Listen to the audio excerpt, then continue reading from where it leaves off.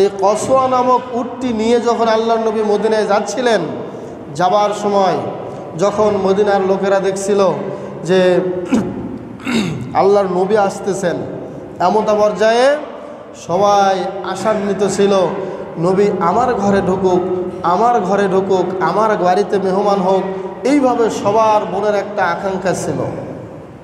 দেখেন কেমন ব্যক্তি ছিলেন, সবাই তাকে আপ্যায়ন করতে চায়, সবাই তাকে মেহমানদারি করতে চায়।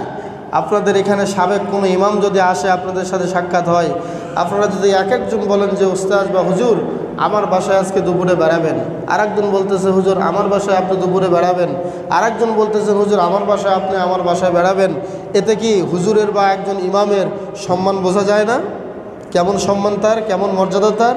আল্লাহর নবী যখন মদিনাতে গেলেন, সবার বাড়ির সামন দিয়ে যখন কসওয়া উটটি যাচ্ছিল, সবাই শুধু আল্লাহর কাছে দোয়া তুলে দোয়া করতেছিল, আল্লাহ এই কসওয়া উটটা তুমি থামিয়ে দাও আমার বাড়ির সামনে, এবং আমার বাড়িতেই যেন আল্লাহর নবী মেহমান হয়। সুবহানাল্লাহ। আল্লাহর নবী তাই বললেন, আমার কসওয়া উটটি যার বাড়ির সামনে গিয়ে দাঁড়াবে, আমি আল্লাহর নবী তার বাড়িতেই মেহমান হব। সুবহানাল্লাহ। এক পর্যায়ে এক পা দু পা করে হাঁটি হাঁটি করে কসওয়া নামক উটটি যখন মদিনার অলিতে গলিতে চলছিল, মরুভূমি দিয়ে চলতে চলতে চলতে চলতে এক পর্যায়ে যার বাড়িতে গিয়ে কসওয়া উটটি যার বাড়ির সামনে গিয়ে দাঁড়ালো, আল্লাহ রাব্বুল আলামিনের নির্দেশে ওই বাড়িওয়ালার নাম ছিল আবু আইয়ুব আল আনসারী।